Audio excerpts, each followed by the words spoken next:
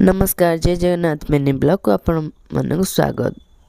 देखुते मत ठंडा हो तो कम करने पड़ो। पूर्णिमा जेहतु गुरुवार पड़ता बुधवार कम स्टार्टिंग करदेली। घर धुआ धुई करी ठाकुर घर धुआ धुई करी गेरु लिपि देते जेहेतु आज माने ए पाली बसा हेनी माँ को खटोल तो सब मजा मजी क्लीन करदेली।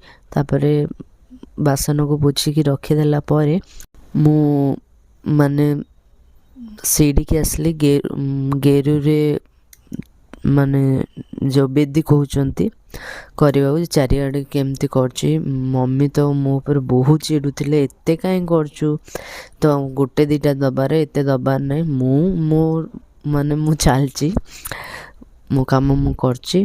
तापरे बिस्किट चा टी खाई भात खाई भात माने खाइबार ब्लॉग बनईनी। ये देखुथिबे मु दीटारे बाहरिया कथा किंतु 3टारे माने झोटी दबा को बाहरली हेले भी मोर चलथिला माने मन भरिकी देइछि।